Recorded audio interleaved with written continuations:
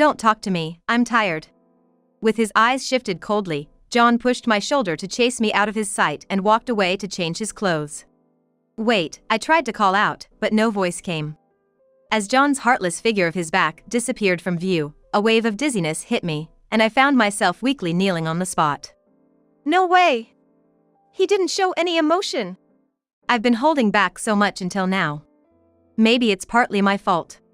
Perhaps John is just busy with work. I've been desperately searching for reasons to convince myself of this.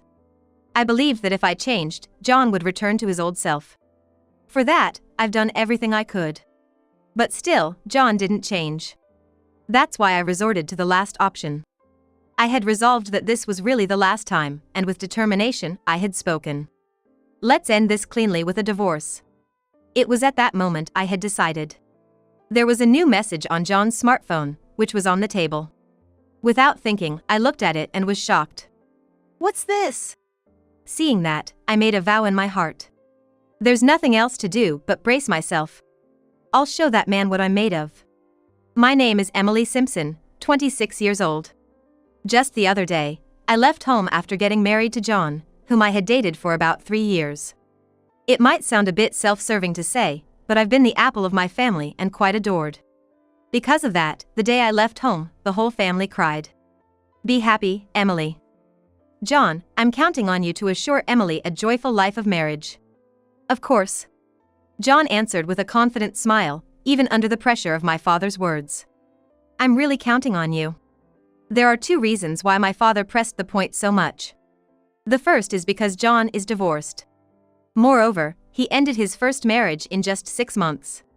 The reason for the divorce was said to be irreconcilable differences, but the brevity of the marriage is still concerning. While my father consented to the marriage, he had always been worried about that. As a man myself, I completely understand how you feel. That's why I want to settle things in my own way today. John declared with a raised voice, then pulled out something he had brought with him. It was a blank divorce form. This may seem like an unconventional act, but John said it with a serious face. If I ever fail to make you happy, please submit this. As my father stood there confused, John continued. I'm sorry for worrying Emily's parents since I have a history of divorce. Consider this a sort of insurance. It's something I hope to never use. It's my own way of showing my commitment to making Emily absolutely happy. Please, take it. My father, though bewildered, seemed to understand John's sincere intentions. He nodded silently and accepted it. This is the second reason my father's been worried. John, he's quite the character, always playing the clown. I get it. I believe you. My father nodded with a complex look on his face. That's how our married life started. I wouldn't say it was the marriage I dreamed of, but I was looking forward to it. Yet, what awaited me was an unexpected kind of hell. After we got married, as always, I would wake up earlier than John every day, get things ready, and send him off with a smile. Have a great day. See you later. Before we were married, John would respond with a hug and a kiss, waving and saying, I'm off. I'll do my best, love you, Emily. But after we got married, John changed. Yeah. That was all he would say before leaving the house. His indifference was so shocking that at first, I wondered if he was feeling unwell. Even when he came home, John was strange. Welcome home. Want to have dinner? Or take a bath? I'd greet him with these usual lines. To which John would lazily reply with just one word, bath. Are you okay? Feeling sick? I asked worriedly, but John just glanced at me coldly and said, not really. Looking back, maybe I should have been grateful he even responded at all. It's been a week since we got married, and now I get no response from John at all. When he's in a good mood, I can at least get a word or a gesture from John, but the problem is when he's in a bad mood. When he's grumpy, he ignores me completely. Hey, don't ignore me. It has always been like this since we got married. Did I do something? No response from John. Answer me. When I get so down that I'm about to cry, John sees it and lets out a big sigh. You think crying will solve everything? Must be nice being a woman, that simple. I want to deny it, but I can't stop the tears. All I could do was bow my head in silence, hiding my tears. My father runs his own company. I'm what you'd call a CEO's daughter. Before I got married, I worked as an office clerk at my father's company. That's where I met John. I processed a lot of the sales invoices that salesman John submitted. We got to know each other through that, and he asked me out. He seemed really surprised when he found out I was the CEO's daughter, but I was happy about it. It meant he saw me for me, not just as the CEO's kid. Back then, John listened to my stories intently and always responded with a smile. It seems such him hasn't existed anymore. I wish I hadn't gotten married if it was going to be like this. I wonder if something's going on with him. Did I do something wrong? I racked my brain but couldn't come up with anything. The only thing that could have triggered such a change in John was getting married. Some people do change after marriage, getting too comfortable or lax. I believe it happens to some degree. But with John, it's more than just some degree. If I had known he was like this before we got married, I never would have married him. I pulled out a piece of paper from a file I kept in the drawer of my desk. It was the blank divorce paper that John had given me that day. I wondered if submitting this to the courthouse would bring back the John I knew before. Days went by as I repeatedly looked at the divorce paper and then put it back. One day, when I came back from shopping, John was standing there with a menacing look, waiting for me. It was broad daylight on a weekday. Why was he home? As I tried to smile and said welcome back, John slammed his hand on the table. Startled by the noise, I stumbled and fell. John stepped closer, looking down at me with cold eyes, and held up a piece of paper. "You know what this is?" he asked. In my fear, I just nodded. What John was holding was the divorce paper. It was always supposed to be in my drawer. How? Then it hit me. I might have forgotten to put it back after looking at them before I went shopping as I usually do. "Do you want to divorce me?" I couldn't say it wasn't true. Life with John lately has been mentally exhausting. If this is how it's going to be, I'm considering divorce. Come on. John, you've been so weird since we got married. You ignore everything I say now. This isn't happiness. John muttered, "Is it my fault?" as he stared at the divorce paper. "I'm fine with it if you want a divorce." What? But just remember, it's your fault, okay? You're the problem for not supporting your husband as a wife should. John waved the divorce paper teasingly. But, wait. You promised Dad. I started to remind him that he vowed to make me happy, but John just sneered as if he guessed what I was about to say. I promised to make you happy, is that what you're saying? Just like a little princess, living in a fantasy land. That's cruel. You and your dad are so naive. We're just from different worlds. Maybe you should experience being broke for once, for your own good. I didn't understand what John meant, but from that day, he stopped covering living expenses completely. To add insult to injury, he even took away the credit card that one's family could use. Originally, I had shortened my working hours because John wanted me to. "I want to be greeted with a smile when I come home," he had said, so I decided to work a shorter time to fulfill his wish. Right now, as my job is part-time, I have a small income. It seems the rent and the utility bills have been paid, but the biggest problem is the food expenses. Please, we're out of food. I need money to live. I begged John for money, though it was humiliating. John just smiled smugly and said something outrageous. "Don't worry. I'll just eat out." What? Wait a minute. No matter how much I pleaded, he completely ignored me, and in the end, I didn't get any contribution for living expenses. John has been coming home in the early hours of the morning day after day.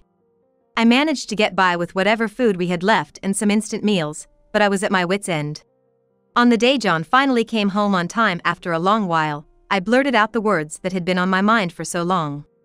"You don't contribute financially, and you don't talk to me. This isn't happiness, this isn't even a marriage. If this is how it's gonna be, if you're not going to change, I want a divorce." If this made John change even a little, there might still be hope. If he doesn't change at all, then it's time for me to give up. It was my last resort. I waited anxiously for John's response. John hung his head and, scratching it furiously, said in a low voice, "Don't talk to me, I'm tired." With his eyes shifted coldly, John pushed my shoulder to chase me out of his sight and walked away to change his clothes. Wait, I tried to call out, but no voice came. As John's heartless figure of his back disappeared from view, a wave of dizziness hit me, and I found myself weakly kneeling on the spot. No way! He didn't show any emotion. I've been holding back so much until now. Since we got married, I wondered if it was partly my fault that John had changed his attitude so drastically, like he was a different person. Maybe it's because he's busy with work, I thought. I was looking for reasons to convince myself. I believed that if I changed, John would return to his old self. For that, I've done everything I could. But still, John didn't change. That's why I resorted to the last option. I had resolved that this was really the last time, and with determination, I had spoken. But there was not a hint of perturbation on John's face. Normally, wouldn't a man show some panic when his wife brings up divorce? Instead, John looked incredibly bothered. Seeing that face, I knew. John no longer loved me. Let's end this cleanly, divorce. There's nothing good about continuing this marriage. I'm hungry, I might as well pack my bags right now. I slowly stood up and headed for the drawer where the divorce paper was kept. Then I noticed John's smartphone screen flickering on the table. It looked like he had received a message. I didn't mean to look, but what I saw was shocking. What's this? The screen was filled with an overwhelming number of heart symbols. I instinctively picked up the phone to check the message. Thanks for last night. Let's stay over and snuggle again soon. The sender was someone named Rachel. I racked my brain, but I had no idea who Rachel could be. I checked towards the bathroom. John still showed no signs of coming out. Looking back at the smartphone, which was carelessly left unlocked. No way. I sighed at first glance. The more I looked, the more evidence of infidelity I found. Just from the messages, I could tell how close he was with Rachel, and there were even photos of them cozily snuggling up together. To leave such clear evidence without even setting a lock, how careless could he be? Or maybe he thought it was fine if I found out. He fools around me, doesn't he? I found myself eerily calm. I recorded John's phone screen with my own, noting down anything that might serve as evidence. Once I finished and put his phone back on the table, John came out of the bath. Without a word and no follow-up to earlier, he retreated to his room. It was plain and simple, John had been unfaithful. That's why he'd been so indifferent. In my sorrow, I came to terms with it. The next day, I started the process of divorcing John. No more hesitation, no more confusion. All that was left was the anger at the reality of being betrayed. First, I needed to find out who Rachel was. Since it's best to rely on professional help for certainty, I decided to hire a private investigator. At the same time, I started doing my own research. If John was cheating, his recent overtime and working weekends were suspicious. With my father's help, I could quickly verify the facts. It pained me to worry him, but it had to be done. I had to brace myself. And then, I would show him in revenge. The hardest part of preparing for the divorce was having to see John's face even during such times. I used to find that face so dear, but now, I just wanted to slap it. Perhaps my feelings showed that. John spoke to me first unusually, saying, "Hey, you're looking uglier than usual, you feeling sick or something?" Couldn't he have said something nicer? I smiled and replied, "I'm fine. Once I'm ready, I won't need to be here anymore." Over the weekend, as John went off to his usual work, I decided it was time to act. I told everything to my father. He was furious and immediately arranged a new place for me to move into. I had planned to go back to my parents' house at first, but my sister had just returned home to let her baby see them. Considering all the possibilities, it wasn't feasible for me to stay there. Instead, my father arranged for me to stay in a mansion worth $2 million that a relative was about to put up for sale. They weren't in a rush to sell, so they let me stay there. My father even gave me enough money for my immediate needs, so my life was back to normal. In fact, it was more comfortable than before. "Hey, where the hell are you?" It was 3 days after I left the house when John called me in shock. When I responded with a nonchalant guess where, John's voice was high-pitched and frantic. "And the divorce paper is missing. You didn't, did you?" I was surprised too. He had actually noticed the divorce paper was gone. Had he panicked and searched for it after realizing I was gone? Anyway, this was the first time I saw John so flustered. Even over the phone, I could vividly imagine him panicking, and I couldn't help but laugh a little. "What do you mean what?" "I just went and filed it at the office." When I answered calmly, John made a ridiculous sound of shock. What? Why would you do that? Oh, come on, you said it yourself. If I ever fail to make Emily happy, please submit this, you said with such confidence, remember? But that was just to reassure your parents. So he was panicking because I actually filed for divorce, something he intended only as a performance. Besides, I told you the other day, didn't I? If this lifestyle continued, I'd file for divorce. But at that time, I was just tired. I talked to my father, you know. Your department isn't that busy, is it? I cut off John's attempt to take advantage of his fatigue to excuse himself. He was confused. He always claimed to be busy, constantly signaling how busy he was. Indeed, he came home late and often worked on weekends. And I, without any suspicion, just worried. But I should have questioned it. Should have checked whether he was actually going to work or not. I thought it was odd, you know? When I met with Father yesterday, I asked him. He was puzzled too. He said it's strange, there might be the occasional overtime, but working weekends? Hardly ever.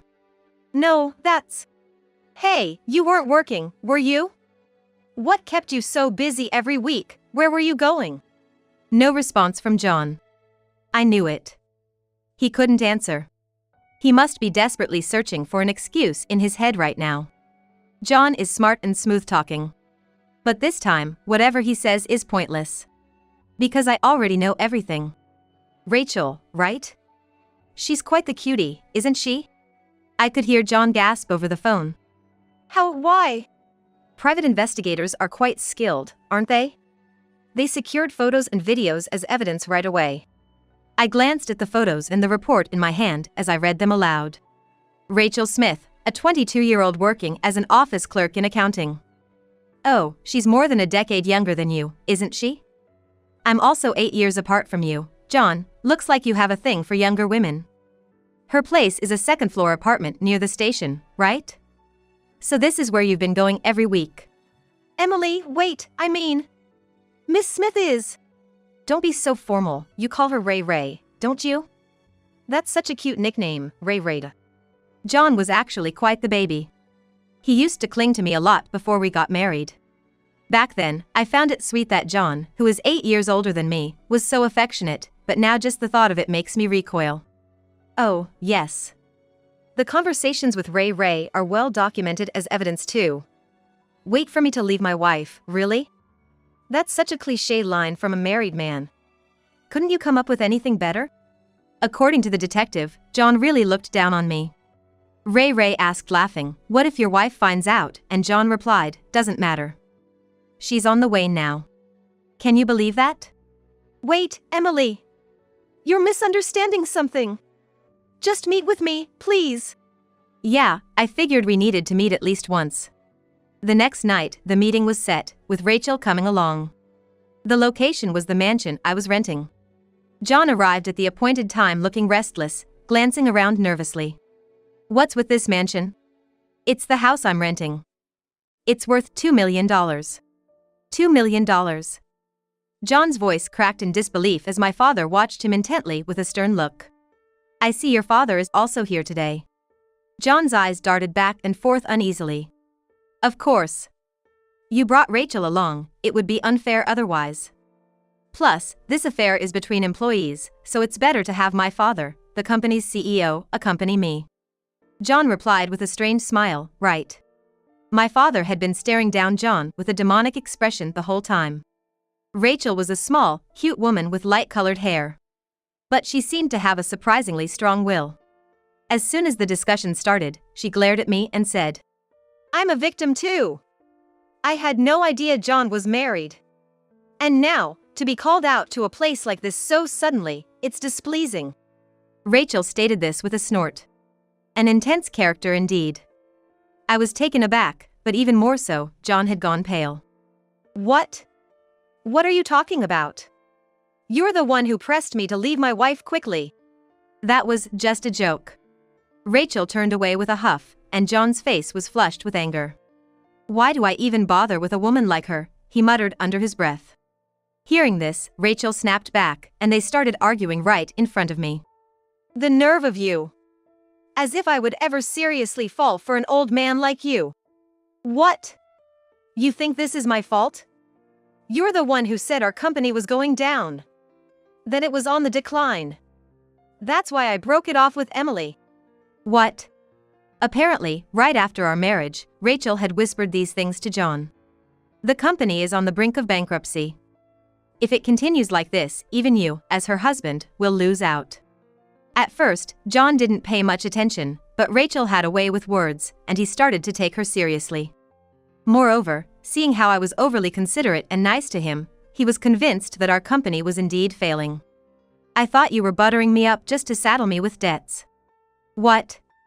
I was just trying to be nice because I thought you were tired. And everyone's been too kind. I thought something was up. That was probably because I'm the CEO's daughter, and they were just being respectful. Anyways, the idea that my father's company was in trouble was a complete misunderstanding. Father was there and affirmed it himself. Thanks to everyone, we're actually doing great. There's no way we're going bankrupt anytime soon. Upon hearing my father's words, John collapsed to his knees, looking defeated. I had a bad feeling about this. So, what was all this for? In the end, John had just fallen for Rachel's schemes. Rachel was just curious about what kind of man John, who had married the CEO's daughter, was, and that's why she approached him. At first, he paid no attention to her. So she lied to grab his attention, saying, "This company is finished. You, married to the boss's daughter, you're in danger too." Fearing a joint downfall with us, the company's executives, John probably started ignoring me, thinking of an amicable divorce. I was just duped, can't you see, Emily? Okay? With a twisted face, John tried to get closer to me. Maybe you were just duped, sure. That's right. So let's not talk about a divorce. But you know, this has made it crystal clear to me. John looked up at me, puzzled. It means that this man would be the first to run away if we were ever in the same dire straits. Even now, he'd cheated without any discussion with me. And instead of asking for a divorce outright, he'd been cowardly enough to manipulate me into saying it first. We took vows, for better, for worse, remember? You'd abandon me in a heartbeat if I got sick. That's not true. I wouldn't do that, Emily. Please, listen to me. There's nothing more to say. I just wanted to know why you were ignoring me. Never thought it'd turn out that I did nothing wrong. We'll talk through the lawyer from here on out. Lawyer? John's face went pale. You think you can cheat so brazenly and not be blamed? I'll be sure to pay you back, John and Rachel. Wait, please! I might even lose my place at the company. As John's voice trembled, Rachel also let out a cry of despair. No, no! That's not fair. It was just a joke, after all. It's his fault for falling for it. They scorned each other, each insisting they weren't in the wrong. Such an ugly sight, it made one sick to watch. Was I really putting up with all this pain for a whole month for these people? It's pitiful, even to myself. I smiled at the arguing pair and said, I get it now. You two are perfect for each other. You're so alike. I'm glad I stepped back. Well, since we won't be seeing each other anymore, goodbye. Wait, wait! Emily! Emily! My father gently put his arm around me, shielding me. We then left the scene. From behind, John kept calling my name, but I completely ignored him without looking back. Later on, I divorced John and got a supposal support from John. It seems John had a decent amount of savings, so he paid me quite an amount. Rachel's parents were mad when they knew what had happened and severely chewed her out. As for the company, while my father was raging about firing them, I was wondering what to do, but it turns out the two of them couldn't stand the stares and offered their resignation. I was relieved, but my father was the happiest of all. John was crying until the end, persistently clinging to me. If that were true, he shouldn't have done what he did. What John probably missed was the title of being the CEO's son-in-law. The thought of never seeing his face again is refreshing. My family welcomed me warmly when I returned home as a divorcee. I also went back to my job as an office worker. I thought my colleagues would handle me with kid gloves, but surprisingly everyone welcomed me back without fuss. People were saying behind your back, why would someone like you choose a guy like that?